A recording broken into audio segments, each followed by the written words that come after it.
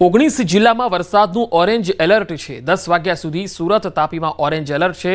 નવસારી, વલસાડ, નર્મદા અને ભરૂચમાં orange alert અપાયું છે તો દાહોદ, પંચમહાલ, અરવલ્લીમાં પણ ઓરેન્જ એલર્ટ આપવામાં આવ્યું। સૌરાષ્ટ્રના ભાગોમાં પણ ઓરેન્જ એલર્ટ આપવામાં આવ્યું છે।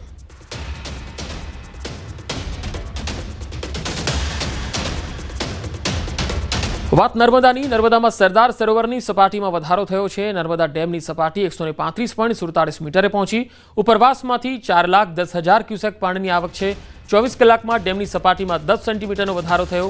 નર્મદા ડેમના 15 ગેટ 2.4 મીટર ખોલાયા। નદીમાં 3,18,000 ક્યુસેક પાણી છોડાયું। ભરૂચ, નર્મદા, વડોદરા કાંઠાના ગામોમાં એલર્ટ આપવામાં આવ્યું। તો નર્મદા ડેમના 15 ગેટ 2.4 મીટર ખોલાયા છે। નદીમાં 3,18,000 ક્યુસેક પાણી છોડવામાં આવી રહ્યું છે। સરદાર સરોવરની સપાટી વધતી જઈ રહી છે અને 135.47 મીટરે પહોંચી છે। બનાસકાંઠાની વાત કરીએ તો બનાસકાંઠામાં અંબાજી પંથકમાં ધોધમાર વરસાદના અહેવાલ છે। અંબાજીના રસ્તાઓ પર પાણી ફરી વળ્યા છે। ભારે વરસાદથી પદયાત્રીઓ પણ ફસાયા છે। વરસાદના કારણે ડ્રોન શો રદ થઈ શકે છે। ચાચર ચોકમાં 400 ડ્રોનનો એક શો યોજવાનો હતો। ભારે વરસાદથી પદયાત્રીઓ અને વેપારીઓ પણ અટવાયા છે કારણ કે રસ્તા ઉપર વરસાદી પાણી ભરાઈ ગયા છે અને વરસાદ ફૂલ પડી રહ્યો છે। બનાસકાંઠાના અંબાજીના રસ્તાઓથી આ તસવીરો આવી રહી છે। આજે ચાચર ચોકમાં જે ડ્રોન શો યોજવાનો હતો એ પણ રદ થઈ શકે છે। ભારે વરસાદથી પદયાત્રીઓ અને વેપારીઓ પણ અટવાયા છે। તસવીરોમાં જોઈ શકાય છે કે મુખ્ય રસ્તાઓ જળમગ્ન બન્યા છે અને જે ચાલીને જઈ રહ્યા છે એ પદયાત્રીઓ પણ અત્યારે રસ્તામાં પાણી વચ્ચે ફસાયેલા છે।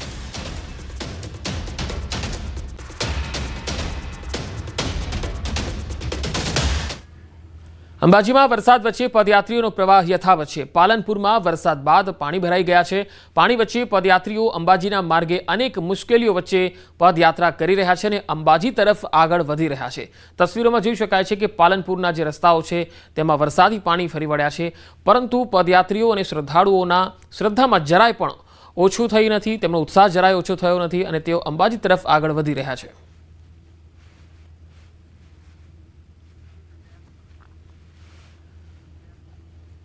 અંબાજીમાં ભારે વરસાદથી ડ્રોન શો રદ કરાયો છે। એક સાથે 400 ડ્રોનનો આ શો યોજાવાનો હતો। મોડી સાંજે વરસાદના કારણે ડ્રોન શો રદ કરવામાં આવ્યો છે।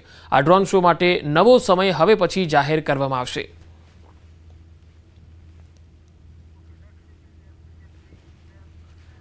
સાબરકાંઠા જિલ્લામાં વરસાદી માહોલ છે। મોડી રાતથી જ જિલ્લામાં ધોધમાર વરસાદ। જિલ્લાના તમામ તાલુકામાં વરસાદ પડી રહ્યો છે। નીચાણવાળા વિસ્તારોમાં પાણી ભરાઈ ગયા છે।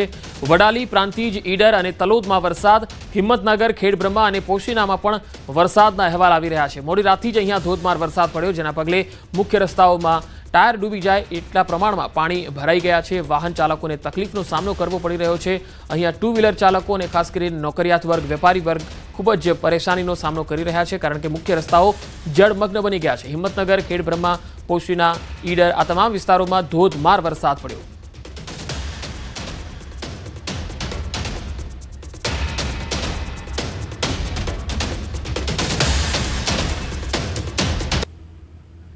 તો હિંમતનગરના ગોરવાડા નજીકનો ડીપ બ્રિજ પાણીમાં ડૂબી ગયો। આ તસવીરો જુઓ। હાથમતી નદીના ધસમસતા પાણીનો પ્રવાહ ડીપ બ્રિજ પર થઈને ફરી વળ્યો।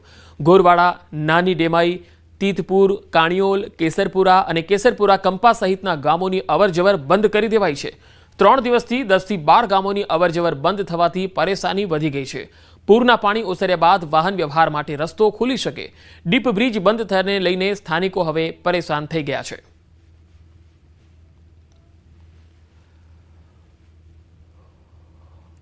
તો વાત હવે અરવલ્લીની। અરવલ્લી જિલ્લામાં ધોધમાર વરસાદ। મોડાસા શામળાજી હાઈવે પર ધોધમાર વરસાદ ખાબક્યો છે। મોડાસાના ગ્રામીણ પંથકમાં ધોધમાર વરસાદ પડ્યો। જીવનપુર, ઈસરોલ સહિતના ગ્રામ્ય વિસ્તારોમાં પણ ધોધમાર વરસાદના અહેવાલ આવી રહ્યા છે।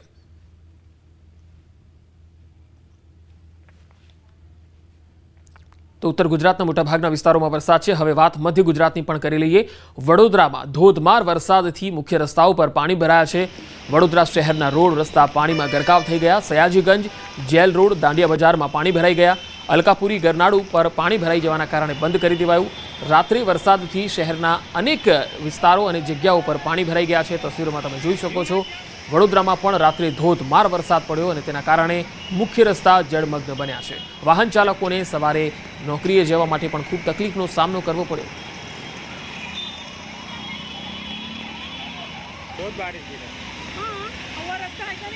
વડોદરાથી આ તસવીરો આવી રહી છે, જોઈ શકાય છે દાંડિયા બજાર, અલકાપુરી, ગરનાળું પાણી ભરાવાના કારણે બંધ કરી દેવાયું છે।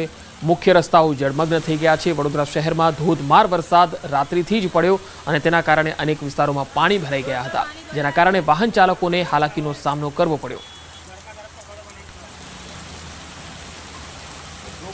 વરસાદને પગલે વડોદરાવાસીઓને ગરમીથી પણ રાહત મળી ગઈ છે। હવે ડભોઈની તસવીર બતાવીએ। વડોદરાના ડભોઈ પંથકમાં ધોધમાર વરસાદના અહેવાલ છે। અહીંયા 3 દિવસ વરસાદનો વિરામ હતો અને ત્યારબાદ ફરી એકવાર વરસાદની શરૂઆત થઈ। એસટી ડેપો, ઝારોલવાગા અને ટાવર વિસ્તારમાં ધોધમાર વરસાદ પડ્યો। છીપવાડ બજાર, કન્યા શાળા વિસ્તારમાં વરસાદ પડ્યો। ડભોઈના ગ્રામીણ વિસ્તારોમાં પણ વરસાદી માહોલ છવાયો છે। થુવાવી, ફરતીકુઈ, વેગા વિસ્તારોમાં ધોધમાર વરસાદનો માહોલ જોવા મળ્યો। તો વડોદરા શહેર જ નહીં પરંતુ જિલ્લાના ગ્રામીણ વિસ્તારોમાં પણ વરસાદ છે। હવે શિનોરની આ તસવીર પણ જોઈ લો। વડોદરાના શિનોરમાં રાત્રે ધોધમાર વરસાદ ખાબક્યો હતો। અહીંયા ગાજવીજ સાથે ધોધમાર વરસાદ ખાબક્યો। સેગવા, માલપુર અને અવાખલમાં ધોધમાર વરસાદ, સાધલી, કુકસ અને તરવા સહિતના ગામડાઓમાં પણ વરસાદ પડ્યો। વીજળીના કડાકા ભડાકા સાથે વરસાદ તૂટી પડ્યો હતો।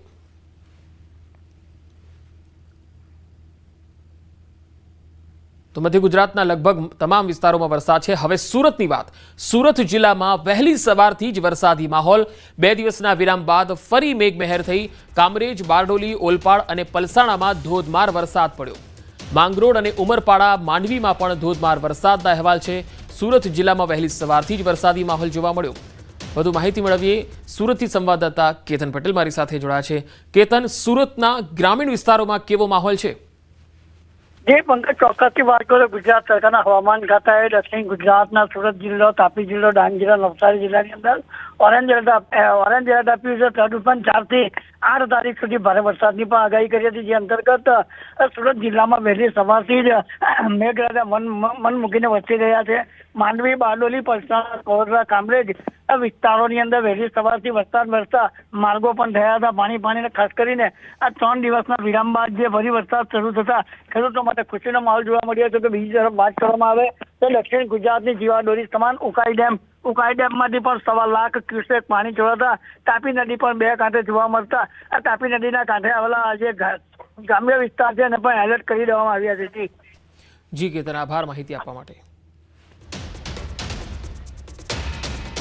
હવે વાત મધ્ય ગુજરાતના ખેડા જિલ્લાની પણ કરી લઈએ। ખેડા જિલ્લામાં મોડી રાત્રે ધોધમાર વરસાદના અહેવાલ છે। ભારે પવન સાથે અહીંયા વરસાદ ખાબક્યો। ભલાડા, સાયલા, વસઈ સહિતના ગામડાઓમાં ભારે વરસાદને પગલે પાણી ભરાઈ ગયા। વીજળીના કડાકા ભડાકા સાથે અહીંયા ધોધમાર વરસાદ તૂટી પડ્યો। માતર તાલુકાના ગામડાઓમાં પણ ધોધમાર વરસાદ। માતર, ત્રાજ, લીંબાસી, શેખુપુરમાં ધોધમાર વરસાદ તૂટી પડ્યો। તો ખેડા જિલ્લાના લગભગ મોટાભાગના વિસ્તારોમાં વરસાદ